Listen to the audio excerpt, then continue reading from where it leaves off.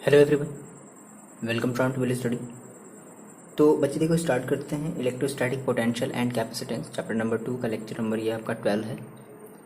पिछले वीडियो में आप लोगों ने न्यूमेरिकल्स को लगाना सीख लिया, किस तरीके से आप कैपेसिटेंस, इक्विवेलेंट कैपेसिटेंस और उनके डिफरेंट टाइप के जो भी क्वेश्चन थे वो हमने लगाने जो है वो सीख लिए हैं। ठीक है, अगर आपने वीडियो नहीं देखा तो आप जाकर के वीडियो देखो, लेक्चर नंबर 11 एंड 10। ठीक है, वो आपको जाकर के देखना है, उसमें आपको बहुत सारे क्वेश्चन जो है वो मिल जाएंगे। ओके, नेक्स्ट देखो, इस वीडियो में हम बात करेंगे अपने अब हमने कैपेसिटर से रिलेटेड कई सारी चीज़ें पढ़ी। हमें एक टर्म समझना है, एनर्जी स्टोर्ड इन कैपेसिटर, कि हमारा जो कैपेसिटर होता है उसमें कितनी एनर्जी स्टोर्ड होती है, क्या कैसे लॉस क्या होता है, एनर्जी का लॉस कब क्या कैसे होता है, ये सारी चीज़ें हम इस वीडियो में समझने वाले हैं, देखने वाले हैं। ठीक है, आप मेरे साथ बने रहो, पेन और कॉपी निकाल लो और लिखना और समझना दोनों स्टार्ट करते हैं। ओके ओके सर, देखो हेडिंग डाल लगा लो आप, क्या एनर्जी स्टोर्ड इन कैपेसिटर। समझते हैं क्या चीज़ होता है। मान लो कि जैसे आप किसी कंडक्टर को चार्ज कर रहे हो, ठीक है, आपके पास कोई एक कंडक्टर है और आप उसे क्या कर रहे हो, आप उसे धीरे धीरे क्या कर रहे हो, चार्ज कर रहे हो। तो जब इनिशियली, जब उस कंडक्टर के पास जब कोई भी चार्ज नहीं होगा, है ना, जब आप उसको जब इनिशियली जब उसको आप चार्ज स्टार्ट करना स्टार्ट ही कर रहे होगे, तो उस समय उसकी जो पोटेंशियल होगी वो क्या होगी, ज़ीरो होगी भाई, क्योंकि कोई भी चार्ज नहीं है तो पोटेंशियल क्या होगी, ज़ीरो होगी। ठीक है, अच्छा, अब धीरे धीरे जब जैसे आप उसको जब धीरे धीरे जैसे आप चार्ज करते जा रहे हो तो उसमें चार्ज पहले के कंपैरिजन में चार्ज उसमें बढ़ता जा रहा है। ठीक है, तो अब जो चार्ज उस कंडक्टर के अंदर आ रहा है वो क्या करेगा, अब वो उस बाहर से आने वाले चार्ज का क्या करेगा, अपोज करेगा। ठीक है, मेरी बात समझ रहे हो, ठीक है ना। मतलब ये जस्ट लाइक वैसा ही है कि जैसे एक क्लास में इतने बच्चे आ गए और या फिर एक मान लो टेबल पर कुछ बच्चे बैठ गए और मान लो अब और बच्चे अगर बैठना चाहते हैं तो बैठाएंगे, तो लेकिन कुछ ना कुछ बोलेंगे कि सर जगह कम है, ये है वो है, सारी चीज़ें। अरे मेरी बात समझ में। तो ऐसा ही कुछ कैपेसिटर के साथ भी होता है ना। जब चार्ज जब इंटर करती है, ठीक है, तो जो पहले से जो चार्ज उसमें अवेलेबल हो रहे हैं, अब वो अपने आने वाले उस चार्ज का क्या करेंगे, अपोज करेंगे, लेकिन फिर भी जो चार्ज जो आ रहा है वो ज़बरदस्ती क्या करेगा, आएगा अंदर की तरफ। तो क्या करना पड़ रहा है कि उसको एक वर्क डन करना पड़ रहा है ना। आ रही मेरी बात समझ में, क्या करना पड़ रहा है, उसको एक वर्क डन करना पड़ रहा है। और यही, और हम जानते हैं कि यही जो हमारा जो वर्क डन होता है एज अ एनर्जी के फॉर्म में स्टोर हो जाता है। आ रही बात समझ में कि ये एनर्जी कहाँ से आई। तो एनर्जी, हमने कहा मेरे पास ये कोई ये कंडक्टर था, हम इसको चार्ज करें, यहाँ पे प्लस चार्ज आता जा रहा है, अब हम फिर भी चार्ज किए जा रहे हैं, तो क्या होगा कि ये जो प्लस चार्ज आया है ना, ये क्या करेगा, ये इस आने वाले चार्ज का, मान लो कि हम जो भी इसको, मान लो अगर हम किसी बैटरी से अगर कनेक्ट किए हुए हैं तो क्या करेगा, ये जो प्लस चार्ज है ये इस आने वाले चार्ज का क्या करेगा, अपोज करेगा, लेकिन फिर भी ये चार्ज क्या करेगा, अंदर की तरफ जाएगा। ठीक है, तो अंदर की तरफ जाने के लिए क्या करना पड़ रहा है, इसे एक वर्क डन करना पड़ रहा है, और यही जो वर्क डन है हमारे कंडक्टर में एज अ एनर्जी के फॉर्म में स्टोर हो जाती है। ठीक है, बहुत सारी चीज़ें हम देखेंगे एनर्जी से रिलेटेड, कई सारी चीज़ें हैं, इसके बेसिस पे हम न्यूमेरिकल्स भी सॉल्व करेंगे। ओके देखो, तो सिंपली अगर हम ये कहें कि बेसिकली कुछ मोटी मोटी बातें हम इसमें जल्दी जल्दी क्या कर लेते हैं, लिख लेते हैं। हमने कहा कि बेसिकली क्या होता है कि कैपेसिटर जो हमारी है, मोटी मोटी आप बातें लिख लो। कैपेसिटर क्या है, इज अ डिवाइस, चार्ज तो स्टोर करती है, इज अ डिवाइस, ठीक है ना, टू स्टोर एनर्जी, ये एनर्जी भी स्टोर करती है। ठीक है, टू स्टोर एनर्जी। अच्छा, कैसे आती है ये जो एनर्जी आई कैपेसिटर के अंदर, कैसे आई, तो हम ये कहेंगे कि the work done, okay, the work done in charging, बहुत ही आसान है, in charging the capacitor, in charging the capacitor is stored as potential energy. ठीक है, तो हम जो एक्स्ट्रा वर्क डन हमें जो करना पड़ रहा है, उन चार्जेस को जो एक्स्ट्रा वर्क डन करना पड़ रहा है उस कंडक्टर के अंदर आने के लिए, है ना, तो उसी एक्स्ट्रा वर्क डन को ही एज अ, वही जो एक्स्ट्रा वर्क डन है वही क्या हो रहा है, एज अ एनर्जी के फॉर्म में स्टोर हो जा रहा है। अब इसका एक सिंपल सा फॉर्मूला है, जो एनर्जी है वो उसका क्यू सी वी के टर्म में कई सारे फॉर्मूले हैं, तो हम उनको समझने की कोशिश करते हैं, बात ध्यान समझना। मान लो कि आपने कहा सर हम फॉर्मूला डिराइव कर रहे हैं, तो आपको क्या करना पड़ेगा, आपके पास एक कोई कैपेसिटर है, ठीक है ना, तो हमने कहा सर लेट, देखो बहुत ही आसान है, मेरे साथ आप चलते चलो, लेट कैपेसिटर, मेरे पास क्या है, एक कैपेसिटर है, ठीक है। और उस कैपेसिटर की जो टोटल चार्ज स्टोरेज करने की जो कैपेसिटी वो मान लेते हैं क्यू है। तो हमने कहा Q is the total charge, ठीक है ना। क्यू क्या है, उस टोटल उस कैपेसिटर के अंदर टोटल चार्ज है, ठीक है। Q is the total charge. अब देखो इस टोटल चार्ज की वजह से क्या होगा, due to this, due to charge Q. अब ये जो चार्ज क्यू है तो इसकी वजह से क्या होगा, एक पोटेंशियल डेवलप्ड होगा। Due to charge Q a potential V is developed, ठीक है। क्या होगा, एक पोटेंशियल क्या होगा, डेवलप्ड होगा। इतनी बात आपको समझ में आ रही है। अच्छा, तो अब आप एक फॉर्मूला जानते हो क्या, आप एक फॉर्मूला जानते हो C is equal to Q upon V, ठीक है। मतलब मान लो अगर हम यहाँ पे अगर कैपिटल चार्ज ले लें तो हम यहाँ पे कैपिटल Q रख देंगे, ठीक है। Q अपॉन V हो जाएगा। अच्छा, यहाँ से आप अगर V निकालना चाहो तो V इज इक्वल टू कितना हो जाएगा, Q अपॉन C हो जाएगा। बोलो, इतनी बात आ रही समझ में? ओके जी, अब देखो, अब मान लो अगर हम ये कहना चाहिए क्या कि अगर हमें ऐसे समझते हैं कि अगर हमें वर्क डन अगर लेना हो, ठीक है, एक स्मॉल से चार्ज का, मान लो अगर देखो ये समझो, देखो हमने कहा कि हम डायरेक्टली हम पूरे चार्ज का हम वर्क डन नहीं निकाल सकते। हमने आपको बताया था, ये बहुत बार हमने आपको बताया और ये बात आप फिर से ध्यान में रख लो कि हम एग्जैक्टली पूरे चार्ज का हम वर्क डन नहीं निकाल सकते। हमें क्या करना पड़ेगा, हमें एक बहुत ही स्मॉल सा चार्ज, एक बहुत ही छोटा सा चार्ज, एक बहुत ही पिद्दू सा चार्ज में लेना पड़ेगा, है ना। तो हमने कहा कि work done by giving initial charge, और वो इनिशियल चार्ज कितना है, इनिशियल चार्ज dq, बहुत ही छोटा सा चार्ज है, बहुत ही छोटा सा चार्ज है, ठीक है। तो कितना वर्क डन, तो एज वी नो, तो जब हमने अगर चार्ज अगर हमने बहुत छोटा सा लिया है, हमने चार्ज अगर बहुत ही छोटा सा लिया है तो हमारा वर्क डन भी क्या होगा, बहुत ही छोटा सा होगा, दैट इज dw। तो आपको w का फॉर्मूला पता है, v इंटू क्यू होता है, तो आप यहाँ पे v q की जगह क्या लोगे, dq लोगे।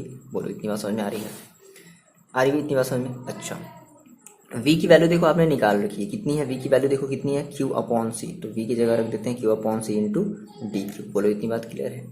आपने ये छोटा सा जो वर्क डन है, इस छोटे से चार्ज के थ्रू छोटा सा वर्क डन आपने निकाल लिया।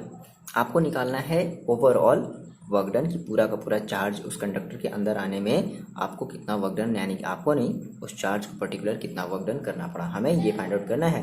तो हमने कहा सर टोटल वर्क डन, कितने बच्चों को पता है कैसे निकालेंगे? So total work done by giving Q charges. मेरे पास कितने चार्ज हैं टोटल, कैपिटल क्यू चार्ज है ना, आ रही मेरी बात समझ में?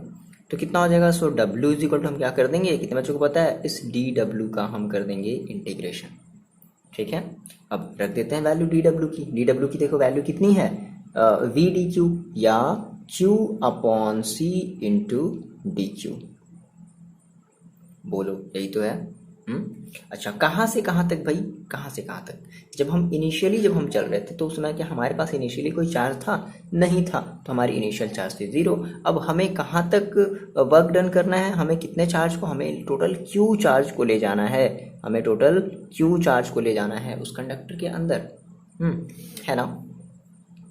सो W इज इक्वल टू देखो कितना हो जाएगा। अब देखो हमने आपको बताया था कि इंटीग्रेशन, जैसे यहाँ पर dq है तो आप यहाँ पर केवल और केवल q का इंटीग्रेशन करोगे। जैसे मान लो बच्चे, कभी आपको अगर ऐसा मिलता है x dx मिलता है तो आप यहाँ से केवल x का ही इंटीग्रेशन करोगे। मान लो मैंने कहा ये है मेरे पास tx dx है, ठीक है, तो इस केस में आप केवल x का ही इंटीग्रेशन करोगे, t हमारा जो है वो बाहर की तरफ आ जाएगा, बाहर आ जाएगा इंटीग्रेशन से। याद रखना dx है, मान लो आपने कहा सर मेरे पास अच्छा ये है तो x वाई डी वाई है, तो आप फिर यहाँ से केवल y का इंटीग्रेशन करोगे, है ना। x को आप बाहर ले लोगे, वो ऑलरेडी हम ऐसे ले लिए हैं। आ रही मेरी बात समझ? ये इंटीग्रेशन का बेसिक सा कुछ रूल होता है, बहुत अच्छे से हम पढ़ेंगे जब हम मैथ्स में इंटीग्रेशन वाला जब चैप्टर स्टार्ट करेंगे। बस आप समझते रहो, जो भी आप बच्चे बायोलॉजी के जो भी बच्चे हो या फिर आपने अगर इंटीग्रेशन नहीं सीखा तो ये सिंपल सा बेसिक सा कुछ बहुत ज़्यादा डिफिकल्ट आपको फिजिक्स में इंटीग्रेशन नहीं मिलेगा। सिंपल बस इसी टाइप का आपको इंटीग्रेशन मिलेंगे, इससे ज़्यादा डिफिकल्टी आपको नहीं मिलेगी, ठीक है ना। तो बहुत ज़्यादा आपको टेंशन की जरूरत नहीं है, हम जो आपको बताएं उस चीज़ को आप ध्यान में रखो।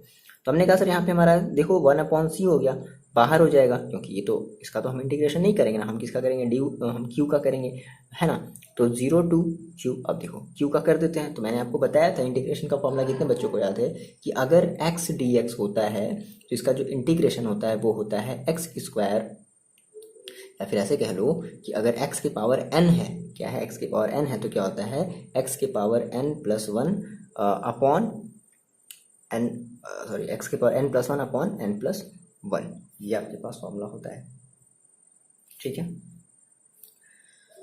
तो देखो ये मेन फॉर्मूला है, तो समथिंग जस्ट लाइक ये कुछ ऐसे ही है, क्यू डी क्यू, बस यहाँ पे क्यू की जगह फर्क क्या है, x है, और यहाँ पर जो n है यहाँ पर कुछ नहीं तो 1 है।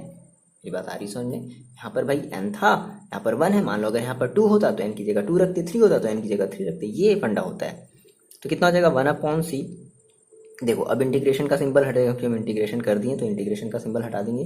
q के पावर 1 है ना, दैट इज x के पावर n+1, तो q के पावर 1+1 दैट इज q के power 2 upon n+1 that is 1+1 that is 2।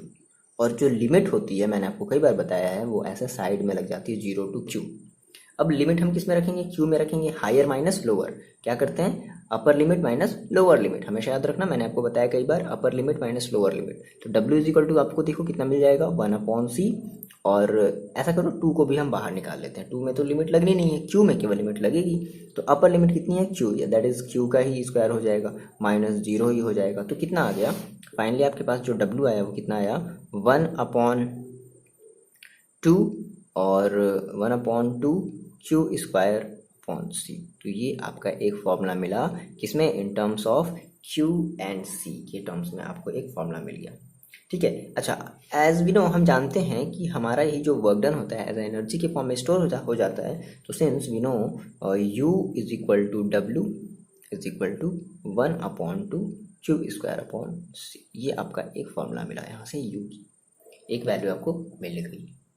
अच्छा, अब मान लो अगर हम q के टर्म में नहीं लेना चाहते हैं, तो हम q के जगह हम कुछ और रख लें, मतलब कि एज वी नो, क्या हमें पता है, देखो यहाँ से ध्यान से समझना, q इज इक्वल टू क्या होता है cv।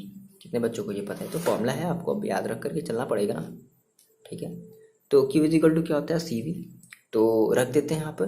तो u इज इक्वल टू कितना हो जाएगा 1/2, और q की जगह में क्या रखना है cv, दैट इज cv का स्क्वायर अपॉन c। तो यहाँ से देखो एक c से c क्या होगा आपका कटेगा, तो ये हो जाएगा 1/2 cv स्क्वायर। एक ये भी फॉर्मूला आया 1/2 cv स्क्वायर, एक ये भी फॉर्मूला आया, ठीक है। ये सारे फॉर्मूले इंपॉर्टेंट है, ध्यान रखना बच्चे, याद रख लेना है, ठीक है। अच्छा, मान लो आप कहो कि सर नहीं नहीं, हम यहाँ से ऐसा कर चाहते हैं कि हम यहाँ से c को रिप्लेस करना चाहते हैं, ठीक है। ओके, c और v में हमने एक देख लिया, एक मिनट मेरी बात समझो, c और v में हमने देख लिया, हमने c और q में हमने देख लिया। अब एक चीज़ और हमारा बचा, किसमें, q और v में एक चीज़ बचा ना भाई। देखो आपने q और c में एक फॉर्मूला देखा, आपने cv में एक फॉर्मूला देखा, तो एक और फॉर्मूला देखो किसमें, q एंड v में। तो आपको क्या करना पड़ेगा, एज वी नो q की जगह हम क्या रख दें, cv। ओके, तो यहाँ पे हमने रख दिया था cv। अब ऐसा करते हैं, अच्छा देखो cv इज इक्वल टू मेरे पास क्या होता है, q होता है, मेरी बात समझना, cv इज इक्वल टू क्या होता है मेरे पास, q होता है ना। तो एज वी नो, यहाँ से बात में समझना, हम ये कह रहे हैं क्या कि since cv is equal to q, तो रख देते हैं यहाँ पर हम। तो कितना हो जाएगा, u is equal to 1/2 cv। देखो cv का स्क्वायर है, तो एक cv इंटू v, तो cv की जगह हम कितना रख दें, q रख दें, और इंटू एक भी तो हमारे पास रहेगा। तो हमारे पास ये 3 फॉर्मूले आ गए। सो फाइनली एक, अब यहाँ पर आप अपना जो फॉर्मूला, आपको 3 फॉर्मूले मिले, क्या मिला, u इज इक्वल टू या w इज इक्वल टू कह लो, पहला मिला 1/2 q square upon c is equal to 1/2 cv square is equal to 1/2 qv। ये आपको 3 फॉर्मूले मिले, ये मतलब एक दूसरे के टर्म है, याद रखने की जरूरत नहीं है। अगर ये बना लिया तो आप इसके बेसिस पे ये दोनों भी बना सकते हो, बना सकते हो ना। याद रखने वाली कोई ज़रूरत नहीं है, रटने की टेंडेंसी नहीं हमें यहाँ पे लगानी है, ठीक है। अच्छा, अब इसका भाई यू की हमारी जो यूनिट होगी वो किस में होगी, देख लिया जाए तो ये भी हमारी किस में होगी, जूल में होगी। कब, जब हम क्यू को कैसे लें, क्यू अगर हमारा कूलाम में होगा, है ना, और जो वी है वो हमारा वोल्ट में होगा, तब याद रखना है वी हमारा किस में होगा, वोल्ट में होगा। और सी जो होना चाहिए वो हमारे फैरेड में होना चाहिए। तो अगर ऐसा है तब जाकर के हम यू को किस में लेंगे, जूल में लेंगे। ये बात आपको ध्यान रखनी है। यूनिट का हमेशा खास ख्याल रखा जाता है बच्चों, ठीक है ना, ये बात आप ध्यान रखना है। यूनिट का हमेशा ध्यान रखा जाता है कि क्या चीज़ें क्या हैं। तो ये चीज़ें हमने निकाल ली, इतनी बातें हमने पढ़ ली, ठीक है, कि क्या हमारी एनर्जी, हमारे कैपेसिटर में कितनी एनर्जी स्टोर हो सकती है, हम इस फॉर्मूले से फाइंड आउट कर सकते हैं। अब मान लो आप क्या करना चाहते हो कि आप किसी दो कंडक्टर को आपस में कंबाइन करना चाहते हो, है ना। कर लिया हो, आई होप आप लोगों ने कर लिया होगा। चलो वीडियो पॉज करके आप लोग कर लेना। तो हम क्या करना चाहते हैं बच्चे, अब हम किसी दो कंडक्टर को आपस में कंबाइन करना चाहते हैं। वो कॉम्बिनेशन हमारे दो तरीके से हो सकता है, या तो पैरेलल या तो सीरीज में। मेरी बात समझते चलो, ठीक है। तो अब हम ये देखने वाले हैं क्या, कि total energy stored in a combination of capacitor, ठीक है, कि टोटल एनर्जी हमारी कितनी स्टोर होगी अगर हम किसी दो कैपेसिटर को आपस में क्या करें, कंबाइन करते हैं। तो फिर हमारी जो टोटल एनर्जी है वो कितनी होगी। ओके देखो, तो नेक्स्ट आप हेडिंग लगा लो। चलो से हेडिंग लगा लो, total energy store in combination of capacitor. तो हमने कहा सर मेरे पास कॉम्बिनेशन दो तरीके के हो सकते हैं, एक हमारा हो सकता है क्या, पैरेलल, और एक हमारी हो सकती है सीरीज। तो मान लो हम फर्स्ट बात करते हैं, सीरीज की बात करते हैं, ठीक है। In series combination,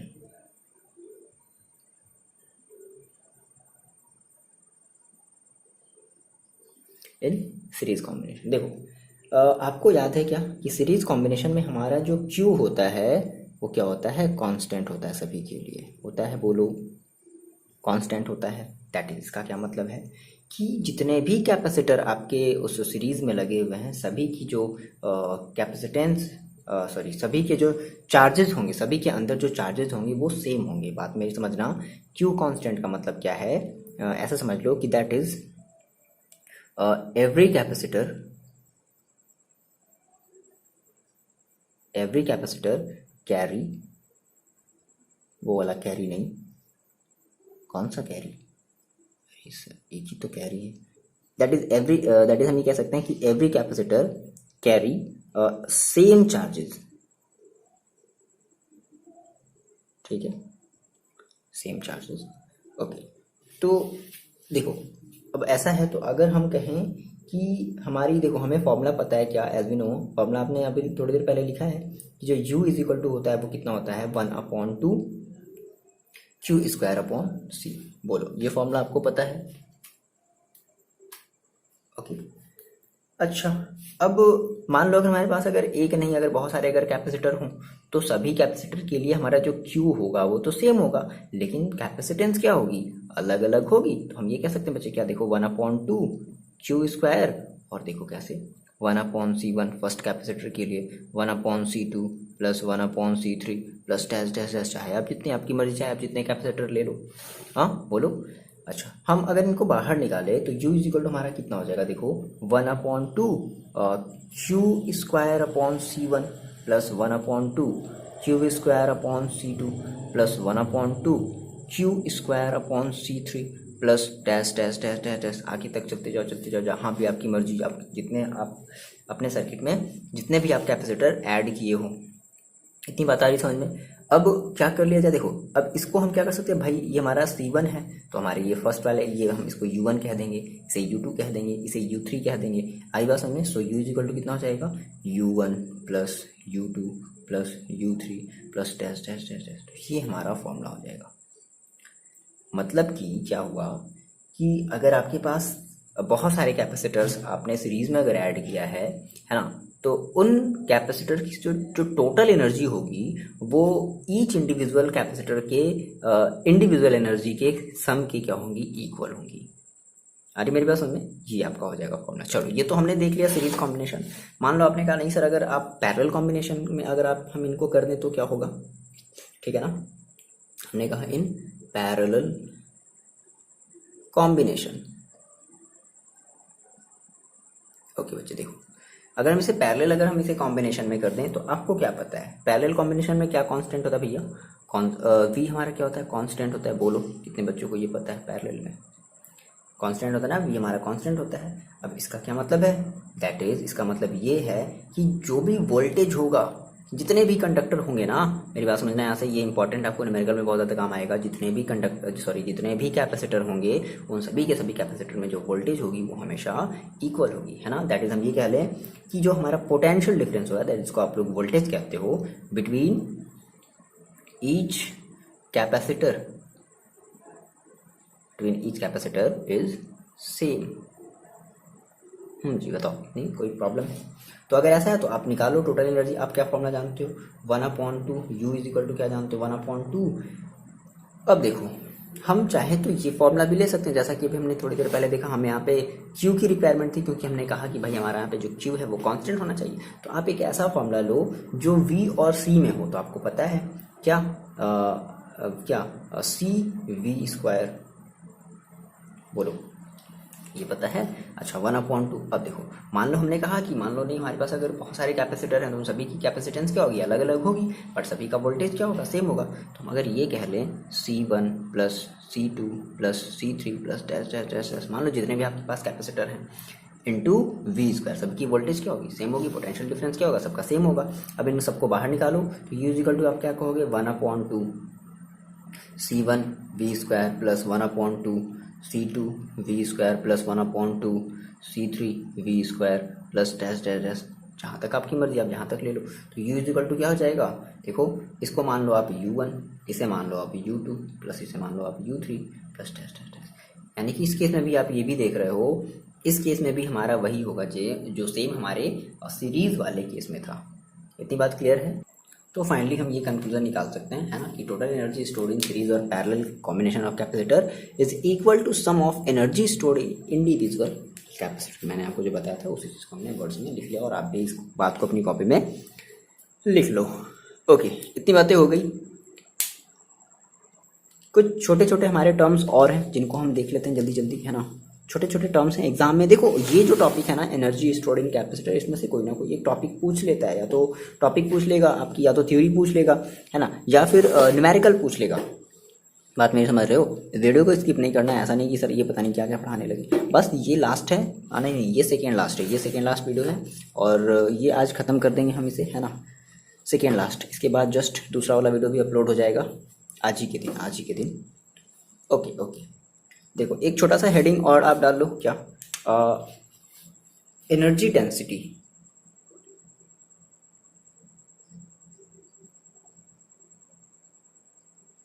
energy density of, हमने कौन सा कैपेसिटर पढ़ा है? हमने पढ़ा है पैरेलल प्लेट कैपेसिटर पढ़ा है, तो हम पैरेलल प्लेट कैपेसिटर की बात करेंगे। तो energy density of a parallel plate capacitor क्या है? इसका सिंपल सा एक छोटा सा डेफिनेशन है। क्या बोलता है? देखो, डेंसिटी का मतलब आप क्या समझते हो? अपॉन में हमेशा क्या लेते हैं? डेंसिटी के अपॉन में हमेशा क्या लेते हैं? वॉल्यूम। जैसे आप अगर हम किसी ऑब्जेक्ट की अगर डेंसिटी की बात करते हैं तो हम क्या लेते थे? मास अपॉन वॉल्यूम लेते थे। तो हम यहाँ पे बात करें एनर्जी डेंसिटी की बात कर रहे हैं, तो हम एनर्जी अपॉन वॉल्यूम लेंगे। आ रही मेरी बात समझ में? हम क्या लेंगे? Energy upon volume. तो सिंपली क्या है, बेसिकली जो एनर्जी डेंसिटी, इसको हम रिप्रेजेंट करते हैं स्मॉल यू से, है ना। तो क्या होता है energy density? That is small u defined as the ratio of, ratio ही होगा किसका? एनर्जी का अपॉन वॉल्यूम का। The ratio of total energy stored per unit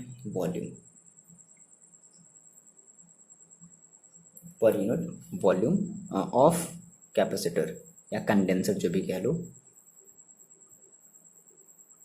that is called energy density. So U is equal to small u, याद रखना, total energy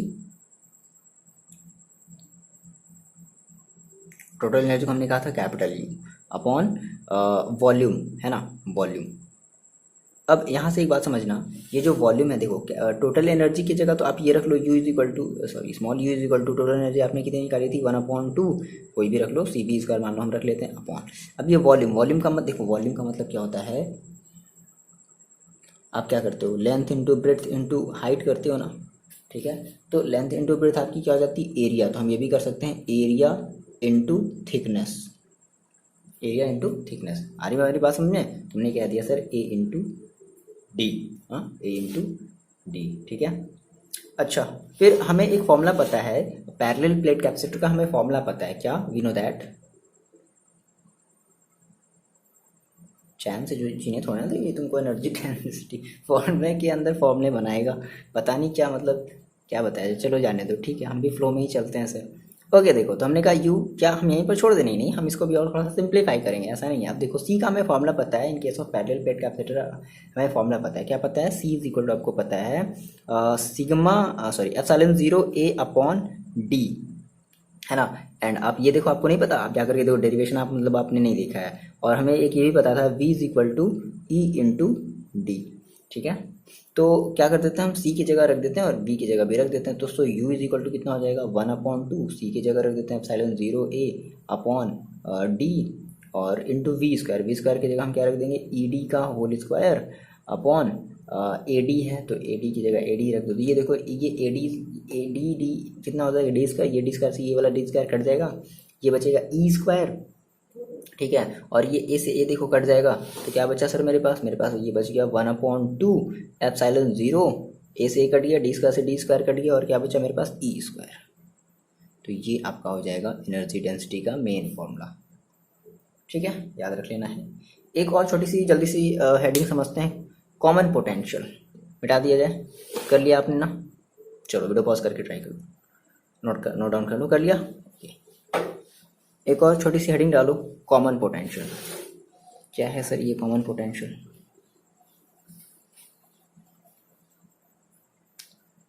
heading लगाओ आप, common potential. छोटे छोटे टर्म है, देख लेते जल्दी, आ जाते हैं एग्जाम में।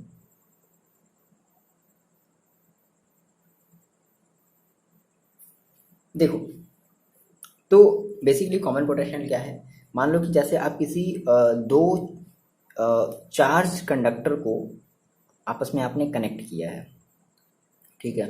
तो क्या होगा, चार्ज का फ्लो होगा भाई, जिधर मान लो जिधर एक तरफ चार्ज में भी शायद कम हो, एक तरफ किसी वाले कंडक्टर में चार्ज मान लो ज़्यादा हो, तो क्या होगा, चार्ज का फ्लो होगा, किधर से किधर की तरफ होता है भैया, हायर से लोअर की तरफ होता है, ठीक है, हायर से लोअर की तरफ चार्ज का फ्लो होता है ना। ओके, तो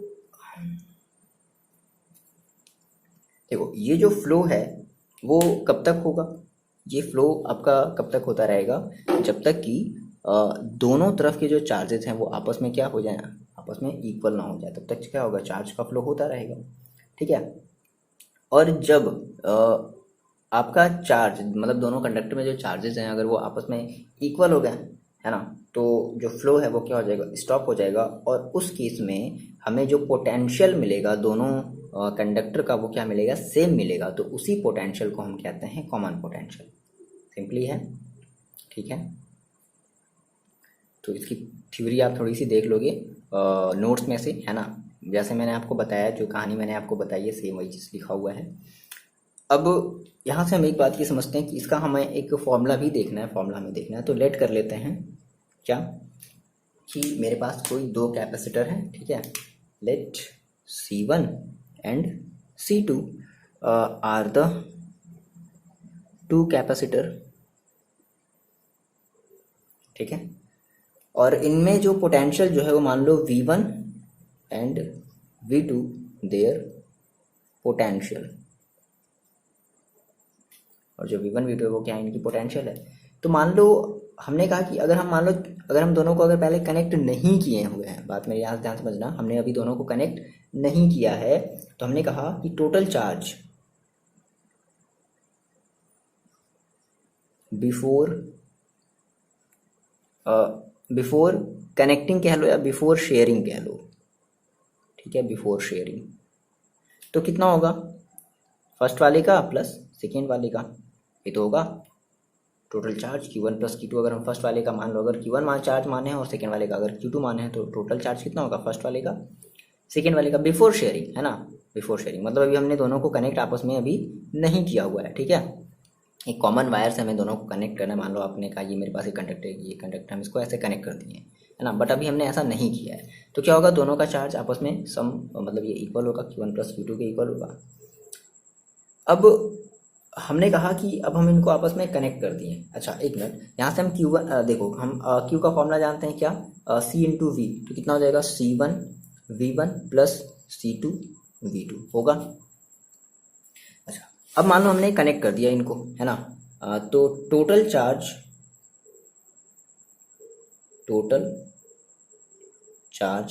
after sharing, total charge after sharing, देखो अगर शेयरिंग का मतलब है कि हमने दोनों कंडक्टर को हमने आपस में क्या कर दिया है, कनेक्ट कर दिया है। तो अब देखो जब आपस में जब दोनों कनेक्ट हो गए तो आपने कहा कि एक कॉमन पोटेंशियल कहीं ना कहीं होता है, तो हमने कहा कि लेट कर लेते हैं जो हमारा जो कॉमन पोटेंशियल है वो दोनों के लिए कॉमन पोटेंशियल क्या है, V है। देखो इस केस में अभी जो हमने कनेक्ट जब नहीं किया है तो अभी जो पोटेंशियल फर्स्ट वाले की V1 है, सेकेंड वाले की V2 है, लेकिन हमने दोनों को कनेक्ट कर दिया है ना, तो चार्जेस फ्लो होता गया और दोनों के चार्जेस सेम आ गए, और उस केस में हमें दोनों का जो पोटेंशियल है वो भी क्या मिल गया, सेम मिल गया। ठीक है, हमने क्या मान लिया, V मान लिया। तो कितना हो जाएगा इस केस में हम निकाल लेते हैं, है ना, टोटल चार्ज निकाल लेते हैं। ठीक है, तो टोटल चार्ज देखो हमारा कितना हो जाएगा, Q1 प्लस Q2 सेम वही होगा, देखोगे ना C1V प्लस C2V, क्योंकि दोनों का पोटेंशियल क्या सेम है, तो यहाँ से ऐसा करो V कॉमन ले लो तो क्या हो जाएगा C1 प्लस C2, ध्यान समझते चलना है। ठीक है, अच्छा अब देखो हमने जब दोनों को हमने जब कनेक्ट किया है तो क्या होता है कि जो चार्ज हमारी जो फ्लो होती है, तो चार्ज के फ्लो में कोई भी चार्ज का लॉस नहीं होता, है ना। तो हम ये कहेंगे कि since no charge is lost in the process of sharing, energy का लॉस होगा, चार्ज का लॉस नहीं होगा, मेरी बात ध्यान समझना। ठीक है, यहाँ पर थोड़ा सा अगर हम ये कह लें, मतलब देखो अगर इसको आप अगर एज एक फिजिक्स के मतलब पॉइंट ऑफ व्यू से देखोगे, ठीक है, तो ये कह रहा है कि चार्ज का लॉस नहीं हुआ, लेकिन एक्चुअल में होगा, ठीक है ना। जैसे देखो जब आप किसी भी दो कंडक्टर को जो आप आपस में जब टच कराओगे, है ना, मतलब किसी भी दो चार्ज पार्टिकल को, जैसे वायर को आप जब जैसे चार्ज वायर, जैसे मान लो दो इलेक्ट्रिक वाले जो वायर हैं उनको आप जब टच कराते हो तो वहाँ से क्या निकलती है, वहाँ से स्पार्किंग होती है, स्पार्किंग हो रही है ना, मतलब कि चार्ज बाहर निकल रहा है। ठीक है, चलो वो बात की बात है, फर्दर हम कभी और डिस्कस करेंगे।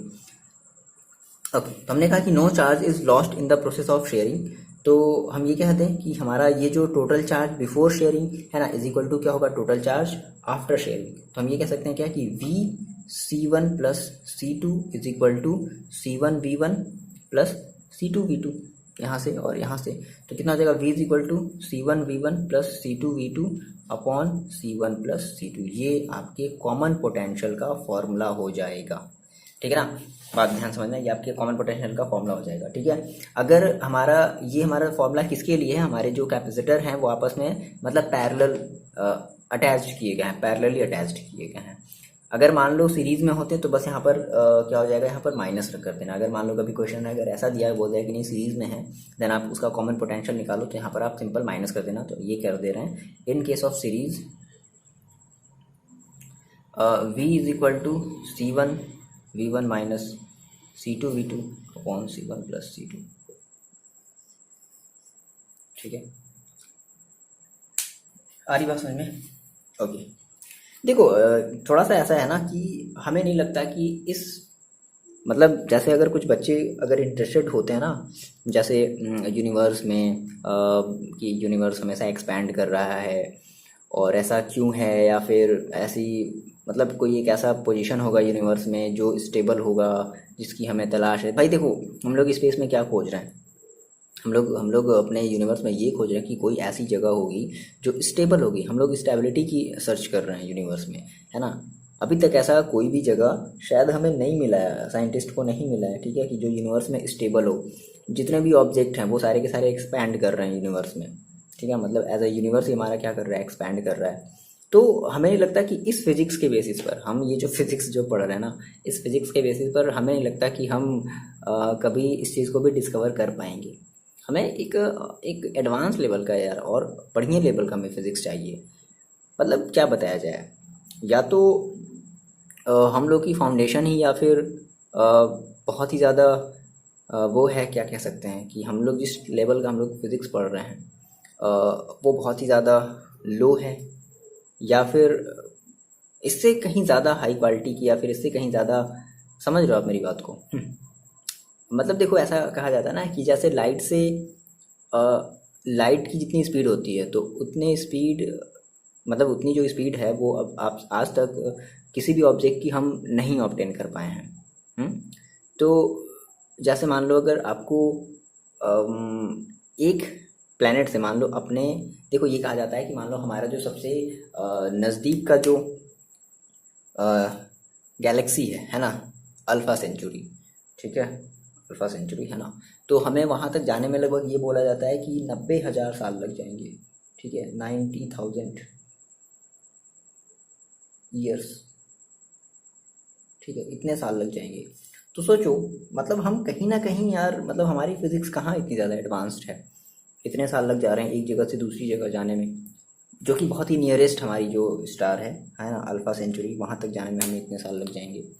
तो कहीं ना कहीं हमें ना बहुत ज़्यादा एडवांस लेवल की सोचने की ज़रूरत है, या फिर इन सब चीज़ों से बहुत हट करके सोचने की ज़रूरत है। हम जिस टाइप का जो भी हम फिज़िक्स पढ़ रहे हैं, आइंस्टाइन ने हमें जो भी फॉर्मूले दिए हैं, न्यूटन्स, चलो न्यूटन्स की तो मान लो हम कुछ हद तक ठीक है, सही भी हमें लगता है, क्योंकि वो प्रैक्टिकली बेस्ड हैं, बट आइंस्टाइन के हमें फॉर्मूले जो हैं वो प्रैक्टिकली बेस्ड नहीं लगते हैं। तो काफ़ी सारी चीज़ें हैं, थोड़ा सा अभी एनालाइज किया करो इन सब बातों को, कि सच में ऐसा है ना, यूनिवर्स देखो इतना बड़ा है, ये हम तो अब सबसे अपने नज़दीक स्टार की बात कर रहे हैं, इतने साल हमें लगेंगे, लगभग 1 लाख ईयर हमें लग जाएगा जाने में। तो मतलब क्या है, अगर हम स्पीड की लाइट से चलते हैं, तब स्पीड की लाइट से हम कोई एक ऐसा स्पेसशिप बनाएं, उस स्पेसशिप से अगर हम जाएं इस स्टार पर, तो हमें इतने साल लगेंगे। समझ लो मेरी बात, मतलब थोड़ा सा आपको मंथन करना है, थोड़ा सा चिंतन करना है, ठीक है, इन सब चीज़ों के बारे में। ओके, चलो, ओके ओके, आते हैं वापस अपने टॉपिक पर। चलो चलो चलो, ये तो सर बहुत, फिर ये वही वाली बात हो गई कि इस टॉपिक पर हम जितना भी डिस्कस करते चलें, है ना, इसकी कोई एंड नहीं है, जिस तरीके से हमारे यूनिवर्स का कोई एंड नहीं है, ठीक है। अच्छा, आपको पता है हमारे मतलब ऐसा माना जाता है कि हमारा ये जो यूनिवर्स है, हम अभी ये कौन से यूनिवर्स में हैं, तो ऐसा कहा जाता है कि हम लोग का ये 84th ये यूनिवर्स है। मतलब इसके पहले 83 यूनिवर्स जो हैं वो क्रिएट हो चुके हैं, और हम 84th में हैं। मतलब कि 83rd जो है, 80 जो 3 है, वो आपका डिस्ट्रॉय होता जा रहा है, और हम 84 में हैं, और 84 भी हमारा बीतता चला जा रहा है। मतलब ऐसा बोला जाता है, काफ़ी सारी चीज़ें हैं यार, मतलब थोड़ा सा एनालाइज करो, ठीक है। ओके, आ जाते हैं टॉपिक पर। वरना ये टॉपिक की अगर हम बात करने लगे ना, तो आपका कब 1 घंटा बीत जाएगा आपको खुद भी नहीं पता चलेगा, है ना। बहुत सारी चीज़ें, छोड़ो छोड़ो छोड़ो, जाने दो, आ जाओ। देखो, नेक्स्ट आप हेडिंग लगाओ बच्चे, क्या, loss of energy in redistribution redistribution of charges, ठीक है। अब एनर्जी का लॉस कितना होगा अगर हम दो कैपेसिटर को आपस में क्या कर रहे हैं, कनेक्ट कर रहे हैं किसी वायर से, तो उस केस में हमें एनर्जी का लॉस कितना होगा। एनर्जी का लॉस देखो, एनर्जी का लॉस कैसे, किस फॉर्म में होता है, जैसे मान लो आप किसी दो वायर को कनेक्ट कर रहे हो, तो स्पार्क होती है, हीट क्रिएट होती है, तो क्या हो रहा है, एनर्जी का लॉस हो रहा है ना। तो हमें उसी चीज़ को समझनी है, ओके। और हम जो आपको बातें बताएं, थोड़ा सा सोचो, अभी से ही थोड़ा सोचना स्टार्ट करो, ठीक है। क्या कैसे सारी चीज़ें हैं, क्या हम ऐसा कुछ ऐसा क्या कर लें कि हमें मतलब इतना टाइम हमारा कंज्यूम ना हो। समझ जाओ आप मेरी बात, नहीं समझ रहे हो, चलो और थोड़े बड़े हो जाओगे तो आपको समझ में आएगी। देखो चलो, हेडिंग लगा लिया आपने, loss of energy in redistribution of charges. तो आपको क्या पता है, एज वी नो, हमें ये पता है, अभी हमने थोड़ी देर पहले ये पढ़ा, एज वी नो क्या पढ़ा भाई, टोटल एनर्जी, है ना, हमारी जो टोटल एनर्जी थी, टोटल एनर्जी बिफोर शेयरिंग कितनी थी। मान लो हमने कहा U1 इज इक्वल टू कितनी थी, तो 1/2 C1 V1 square plus 1/2 C2, हम ये V2 वाले के हम मतलब ये वाला ले रहे हैं, है ना, V वाले केस में हम ले रहे हैं। आ रही मेरी बात समझ में? देखो ये बेसिकली कहाँ से आया, जैसे मान लो आप ये कहते थे आपको एक फॉर्मूला पता था U is equal to 1/2 CV square, ये आपको फॉर्मूला पता था ना, ये इसी बेसिस पर है। तो मान लो जब हमने कहा कि अगर हम शेयरिंग अभी हम एक दूसरे से वायर को अभी हम अगर कनेक्ट नहीं किए तो उस केस में हमारी जो एनर्जी होगी वो U होगी, टोटल एनर्जी बिफोर शेयरिंग, ठीक है। अच्छा, अब मान लो हमने एक दूसरे को आपस में कनेक्ट कर दिया तो हमने कहा sir total energy after sharing,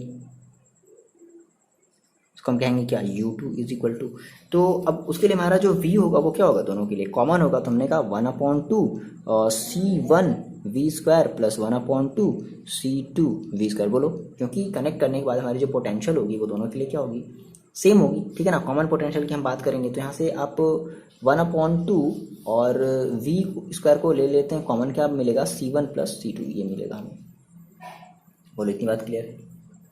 अच्छा, अब ये हुआ, ठीक है। तो हमें ये भी पता है as we know V is equal to क्या पता है, C1V1 plus C2V2 upon C1 plus C2, ये फॉर्मूला है मेरे पास। तो हम क्या करते हैं कि इस V की वैल्यू यहाँ पर पुट कर देते हैं, है ना, इस वाले क्वेश्चन में पुट कर देते हैं। सो हमें U2 इज इक्वल टू क्या मिल जाएगा, 1/2 V की वैल्यू रख देते हैं कितनी, V² है ना, ये V² है, तो ये पूरे का स्क्वायर हो जाएगा, बात समझना, ये आपका हो जाएगा, ओहो ओके ठीक है, थोड़ा सा कैलकुलेशन होने वाला है, C2V2 upon C1 plus C2 का होल स्क्वायर, और ऑलरेडी यहाँ पर फिर से क्या है, ये C1 प्लस C2 है। देखो आप इसका स्क्वायर अपॉन इसका स्क्वायर करोगे तो C1/C2 का होल स्क्वायर और C1 प्लस C2 मतलब C1 प्लस C2 का होल स्क्वायर और इंटू C1 प्लस C2, ये दोनों आपस में एक बार क्या हो जाएंगे, कट जाएंगे, और यहाँ पर एक बार C1 प्लस C2 बचेगा ना। आ रही मेरी बात समझ में? तो U2 इज इक्वल टू कितना हो जाएगा, 1/2, देखो एक बार से ये एक बार कट गया, क्या बचा मेरे पास, C1V1 प्लस C2V2 का whole square upon C1 plus C2, यहाँ पे हम 2 को ऐसे लिख दे रहे हैं, और लिख सकते हैं ऐसे, ठीक है। अब मान लो हमें अगर लॉस इन एनर्जी निकालनी है, हमने कहा total energy before sharing and total energy after sharing, तो लॉस ऑफ एनर्जी होगी तो कितनी हो जाएगी, लॉस ऑफ एनर्जी, यहाँ से भयंकर कैलकुलेशन होने वाला है, ठीक है। तो लॉस ऑफ एनर्जी हम क्या कर दें, तो मान लो कि हमने जब कनेक्ट नहीं किया था उसमें हमारी एनर्जी कितनी थी, U1 थी, और कनेक्ट कर दिया तो मान लो U2 हो गई, तो कितनी, U1 माइनस U2 कर देंगे, लॉस एनर्जी, तो कितना हो जाएगा, देखो वैल्यू रख देते हैं, U1 की देखो वैल्यू कितनी है, U1 की वैल्यू है 1/2 C1V1 स्क्वायर प्लस 1/2 C2V2², ठीक है, माइनस U2 की वैल्यू हम ये रख देते हैं, ओके, क्या है U2, 1/2, और ध्यान समझना C1V1 प्लस C2V2 का whole square upon C1 plus C2, ये तो है। अच्छा जी, अब ऐसा करते हैं, यहाँ से हम 1/2 कॉमन ले लेते हैं, ठीक है, 1/2 कॉमन ले लिया जाए तो क्या बचेगा, देखो C1V1² प्लस C2V2² माइनस, यहाँ से क्या बचेगा, यहाँ से बचेगा C1V1 प्लस C2V2 का whole square upon C1 plus C2, ठीक है। अब देखो, अब क्या करना है, हमें इस C1 प्लस C2 को भी हमें बाहर लेना है, तो बात समझो, C1 प्लस C2 को अगर हमें बाहर लेना पड़ेगा तो यहाँ भी C1 प्लस C2 अपॉन ऊपर नीचे मल्टीप्लाई करना पड़ेगा C1 प्लस C2 का, यहाँ पर भी ऊपर नीचे C1 प्लस C2 का मल्टीप्लाई करना पड़ेगा। आ रही मेरी बात समझ में? तो हम ये कह रहे हैं क्या, एक स्टेप आपको समझने के लिए हम केवल बता रहे हैं, C1V1² और ऊपर नीचे मल्टीप्लाई कर दो C1 plus C2 upon C1 plus C2, तो बोलो वैल्यू में कोई फ़र्क पड़ेगी नहीं, हम इसको इसे काट भी सकते हैं, प्लस इसमें आ जाओ, तो ये मेरे पास C2V2² और C1 plus C2 upon C1 plus C2, बोलो, ठीक है। और ये तो ऑलरेडी है, पहले से ही है, क्या, C1V1 प्लस C2V2 का whole square upon C1 plus C2, है ना, ये पहले से ही था। अब यहाँ से हमें तीनों में से क्या दिख रहा है कॉमन, C1 प्लस C2 हमें जो तीनों में वो कॉमन दिख रहा है, तो ले लो 1/2 C1 प्लस C2 हमने ले लिया कॉमन। क्या बचेगा मेरे पास, तो मेरे पास बचेगा, देखो केवल ये बचेगा, मल्टीप्लाई कर देते हैं अंदर, तो कितना हो जाएगा C1 स्क्वायर V1 स्क्वायर, देखो C1 मल्टीप्लाई हो गया, C1 स्क्वायर V1 स्क्वायर, फिर C1 C2 V1 square plus C1 C2 V1 square, फिर आ जाओ यहाँ पर प्लस इसका भी मल्टीप्लाई कर देते हैं, तो C1 C2 V2 square, C1 C2 V2 square और प्लस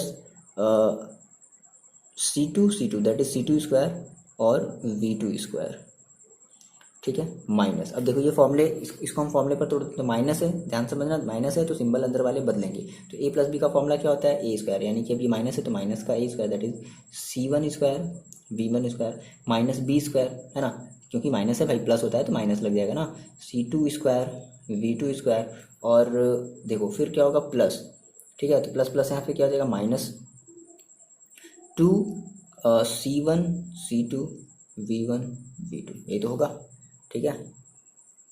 अच्छा जी, अब क्या हुआ 1/2 C1 प्लस C2,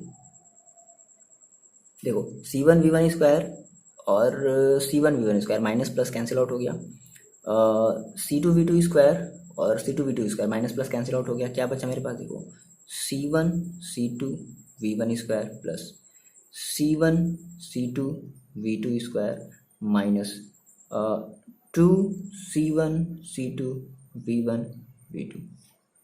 क्लियर है इतनी बात, बताओ। अब देखो ये हमारा फॉर्मूला है क्या, एक मिनट, कहीं गलती तो नहीं कर रहा है ना, C1 C2 ओके ठीक है, C1 C2 है ना, क्या मिल रहा है यहाँ से हमें, कॉमन मिल रहा है, तो हम यहाँ से क्या करते हैं, हम C1 C2 को ले लेते हैं कॉमन, और कुछ है इसके अलावा नहीं है ना, तो हमने C1 C2 को हमने ले लिया common upon 2 C1 plus C2। देखो यहाँ पे क्या बचेगा V1 square plus V2 square minus 2V1 V2, और ये आपका फॉर्मूला बन गया क्या, A square plus B square minus 2AB A minus B का होल स्क्वायर, ठीक है, तो ये आपका कितना हो गया, फाइनली आपको एक फॉर्मूला मिल गया क्या, U1 minus U2 is equal to, देखो क्या C1 C2 अपॉन, ठीक है, C1 C2 upon 2 C1 plus C2, और ये आपको फॉर्मूला मिल गया क्या, V1 माइनस V2 का होल स्क्वायर। ये एनर्जी लॉस है ना, ये आपका जो एनर्जी होगा वो लॉस होगा, ये, और ये एनर्जी कौन से फॉर्म में लॉस होगी, इन the form of spark, heat, ये सारी फॉर्म्स में आपकी जो एनर्जी है वो लॉस होगी। क्लियर है इतनी बातें। देखो सर एक क्वेश्चन देख लेते हैं जल्दी से, ठीक है, ये आपका पोटेंशियल एनर्जी की बेस पे ये आपका क्वेश्चन है, ठीक है, एनसीईआरटी का है। देखो स्क्रीन पर आपको ये क्वेश्चन दिख रहा है, क्या कह रहा है कि 900 पिको फैरेड, पी एफ दिया दैट इज पिको फैरेड, ठीक है, sorry, charged by 100 volt battery, ठीक है, उसको 100 वोल्ट बैटरी से किसी कैपेसिटर को जिसकी कैपेसिटी कितनी है, कैपेसिटेंस इसका कितना है 900 पिको फैरेड है, चार्ज किया जा रहा है 100 वोल्ट की बैटरी से। How much electrostatic energy is stored by the capacitor, पहली चीज़ क्या बोल रहा है कि how much energy is stored, कितनी एनर्जी स्टोर होगी। अब दूसरा केस देखो क्या कह रहा है कि the capacitor is disconnected from the battery, अब क्या किया गया, चार्ज करने के बाद अब कैपेसिटर को उस बैटरी से डिस्कनेक्ट कर दिया गया and connected to another 900 microfarad capacitor, अब उस कैपेसिटर को, पहले वाले कैपेसिटर को दूसरे कैपेसिटर से, यानी कि इसकी चार्ज कितनी है 900 माइक्रोफैरेड है, उस कैपेसिटर से क्या कर दिया गया, दोनों को आपस में कनेक्ट कर दिया गया। कह रहा है कि what is electrostatic energy stored by the system, तो ओवरऑल जो टोटल इलेक्ट्रोस्टैटिक एनर्जी स्टोर्ड होगी टोटल सिस्टम में दोनों को मिला करके ना, वो कितनी होगी, याद आया, कॉम्बिनेशन याद आया। थर्ड कह रहा है कि where has the remainder of energy gone, बाकी की जो एनर्जी है वो कहाँ चली गई। सही बात है, अगर हम एक दूसरे से अगर कनेक्ट करेंगे तो क्या होगा, एनर्जी का लॉस होगा। ओके, तो ये हमसे तीन चीज़ें पूछ रहा है। क्वेश्चन देख लिया अच्छे से। अब देखो सबसे पहले हम गिवन करते हैं भाई, सबसे पहले मेरे पास गिवन क्या है, हमने कहा फर्स्ट अगर हम फर्स्ट वाले पोर्शन की बात करें, कह रहा है कि 900 पिको फैरेड है, दैट इज जो C1, मान लेते हैं कि C1 है कितना मेरे पास 900 पिको फैरेड। अब पिको फैरेड को हम चेंज करेंगे, मैंने आपको पैरामीटर मैंने आपको बताया था कितना हो जाएगा 900 into 10 to the power minus का 12 फैरेड होता है। आप इसको अगर सॉल्व करोगे तो ये कितना हो जाएगा, ये आपका हो जाएगा 9 इंटू कितना हो जाएगा ये आपका 9 × 10⁻⁻, ठीक है, फैरड। ये आपका C1 निकल गया। ठीक है, अब जो वोल्टेज दी गई है वो कितनी दी गई है, वो दी गई है 100 वोल्ट की वोल्टेज बैटरी से कनेक्ट किया गया है। ओके, तो ऐसा करते हैं, देखो हमें C पता है, हमें C1 पता है, हमें V पता है, तो ऐसा करते हैं कि हम इसका Q निकाल लेते हैं। दैट इज हमने निकाल लिया Q, ठीक है ना, हमने Q निकाल लिया।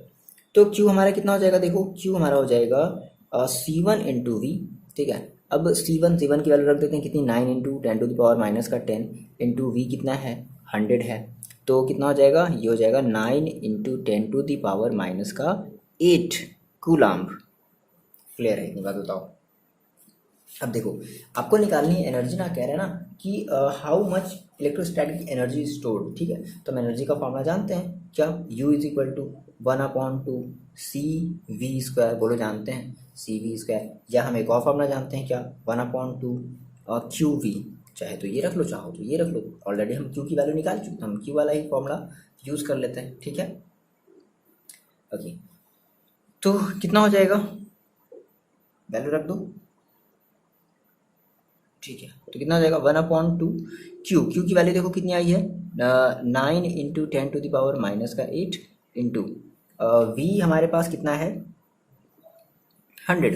सो हमने इसको सॉल्व कर लिया, तो कितना आ जाएगा, ये लगभग हमारा जो है कट जाएगा 50 और 9 45, लगभग 45 इंटू 10⁻50 450 होता। एक हम इसका ज़ीरो ले रहे हैं, कितना हो जाएगा -7, या फिर ये कर लो 4.5 इंटू 10⁻⁻6 जूल। ये हमने फर्स्ट वाले का हमने आंसर निकाल लिया, 4.5 इंटू 10⁻6 जूल। ये हमारी इतनी एनर्जी जो है वो स्टोर होगी उस कैपेसिटर के अंदर। ठीक है, अब दूसरा देखो क्या बोला है, दूसरा क्वेश्चन ध्यान समझो, कह रहा है कि the capacitor is disconnected from the battery and connected to another 900 microfarad capacitor, what is the electrostatic energy saved. चलो ठीक है, तो क्या किया गया कि अब इसको बैटरी से डिस्कनेक्ट किया गया, और डिस्कनेक्ट करने के बाद उसको दूसरे किसी कैपेसिटर से जिसकी कैपेसिटी कितनी है 900 माइक्रोफैरेड है, सॉरी पिकोफैरेड है, उससे कनेक्ट किया जा रहा है। अच्छा, तो अब बेसिकली हमें यहाँ पे ये बात समझनी है कि देखो मैं आपको बताया था कि अगर जनरल केस में हम ये मान करके चलते हैं कि हमारी जो कैपेसिटर है वो पैरेलली कनेक्ट किया गया है, तो हमने कहा कि सेकेंड पोर्शन की अगर हम बात करें, after connecting to another 900 microfarad, charge क्या होगा, चार्ज शेयर होगा। कैसे, charge share equally charge share होगा। ठीक है, अरे बात समझे। तो अब देखो, अब जो चार्ज होगा है ना, मतलब जो Q डैश, अब जो नया चार्ज होगा वो कितना होगा, फर्स्ट वाले चार्ज का हाफ हो जाएगा, बोलो। और जो वोल्टेज होगा, जो V डैश होगा, जिसको हम कहेंगे कॉमन पोटेंशियल, अब दोनों का एक कॉमन पोटेंशियल होगा ना, दोनों का एक कॉमन पोटेंशियल होगा, कॉमन पोटेंशियल होगा V डैश, और ये V dash is equal to कितना हो जाएगा, तो सेम वही चीज़, क्या मतलब जस्ट V का क्या हो जाएगा, हमारा हाफ हो जाएगा। हम ये कह सकते हैं क्या कि ऐसे कह ले V dash is equal to 1/2 V। आप देखो ऐसे समझो, आपने दो कैपेसिटर को आपने पैरेलली मान लो आपने कनेक्ट किया है। ठीक है, तो चार्ज का डिस्ट्रीब्यूशन कैसे होता है, एक चार्ज मतलब Q सेम अमाउंट की चार्ज उसमें जाएगी, सेम अमाउंट की चार्ज इसमें जाएगी। तो मान लो अगर पहले से अगर हमारे पास मान लो अगर Q चार्जेस हैं, तो अब जो नया वाला चार्ज होगा वो क्या होगा, हाफ हो जाएगा। बोलो बोलो, हाफ हो जाएगा ना। ठीक है, अच्छा, अब हमारी जो वोल्टेज होगी, वोल्टेज भी क्या हो जाएगी, इक्वली डिस्ट्रीब्यूटेड हो जाएगी। ठीक है, यानी कि जो कॉमन हमारा जो पोटेंशियल होगा, दोनों को मिला करके जो कॉमन पोटेंशियल होगा वो भी कितना होगा, V/2 हो जाएगा। तो अगर हम ये कहें कि हमारी जो टोटल एनर्जी होगी वो कितनी होगी, टोटल एनर्जी आफ्टर शेयरिंग, मतलब हमने एक दूसरे से हमने कनेक्ट कर लिया। ठीक है, टोटल एनर्जी आफ्टर शेयरिंग, तो U2 मान लेते हैं। U2 इज इक्वल टू देखो कितना हो जाएगा, देखो क्या कर सकते हैं, 1/2, हमें फॉर्मूला पता होता है क्या, 1/2 V²C। वी स्क्वायर सी। अब वी स्क्वायर तो यहाँ पे हमारा कॉमन वाला, हम यहाँ पे पोटेंशियल लेंगे, बात समझना। वी स्क्वायर यहाँ पे कौन सा वी लेंगे, हम कॉमन पोटेंशियल की बात करेंगे, तो हमने कहा वी डैश स्क्वायर। और सी, तो सी हमारा दो कैपेसिटर है, that is C1 plus C2। Clear है इतनी बात बताओ, ठीक है। अब C1 की हमें वैल्यू पता है 1/2 वी डैश स्क्वायर। C1 की हमें वैल्यू पता है कितनी है, Q dash upon V dash है, और प्लस C2 की भी हम सेम वही वैल्यू रखेंगे, क्या, Q dash upon V dash, ठीक है। तो यहाँ से देखो कितना हो जाएगा, ये हो जाएगा आपका 1/2। भाई मेरी बात समझ रहे हो, ऐसा क्यों हो रहा है, कंफ्यूज तो नहीं है ना हो रहे हो। भाई देखो C1 और C2 आपस में दोनों कैसे, चलो आप ये मत करो, चलो C1 और C2 दोनों आपस में इक्वल है, 900 भाई जितना C1 होगा सेम उतना ही तो C2 होगा। नहीं आ रही मेरी बात समझ, जितना C1 होगा उतना ही तो C2 होगा, ठीक है। तो ऐसे कर लो, 2C कर लो, हाँ अरे मेरी बात समझे, 2C कर लो। अब C इज इक्वल टू क्या होता है, तो आपको पता है Q अपॉन V, तो Q dash upon V। After sharing करने के बाद जो हम नई वाले चार्ज की बात करेंगे ना, जो हमारा नया वाला जो चार्ज है C डैश Q डैश, तो Q डैश है ना, तो 2Q डैश, आ रही मेरी बात समझे, तो कितना हो जाएगा ये 2Q dash upon V dash, और ये इंटू क्या होगा, ये V स्क्वायर तो लिखना भूल गया, V डैश का स्क्वायर लिखना भूल गया, ठीक है। अब देखो यहाँ से क्या होगा, ये 2 से 2 कैंसिल आउट हो गया, और ये आपका डैश रहेगा। एक वी डैश से आपका ये जो वी डैश है वो क्या हो गया, कैंसिल आउट हो गया, तो क्या बचा आपके पास फाइनली, ये बचा Q dash into V dash, बोलो ये बचा Q dash into V dash. और देखो आपने Q डैश की वैल्यू देखो आपने क्या निकाली, Q डैश की आपने वैल्यू निकाली है 1/2 इंटू Q, और इंटू वी डैश की आपने वैल्यू निकाली है 1/2 इंटू वी। तो 1/2 कितना हो जाएगा, 1/4। तो ऐसा कर लेते, देखो हम कुछ ऐसे कर रहे हैं, ध्यान समझना, आपको ज़्यादा कैलकुलेशन नहीं करना पड़ेगा। 1/2 इंटू 1/2 Q इंटू वी, और बोलो 1/2 Q इंटू वी की वैल्यू देखो कितनी आई है, 4.5 इंटू 10⁻⁻6 आया है ना। ये आपने अपनी कॉपी में नोट डाउन किया है ना, तो कर लेते हैं क्या, 1/2 इंटू 4.5 इंटू 10⁻⁻6 कितना हो जाएगा, ये हो जाएगा आपका 2 2 4.2 2 2 5 इंटू 10⁻⁻6 जूल।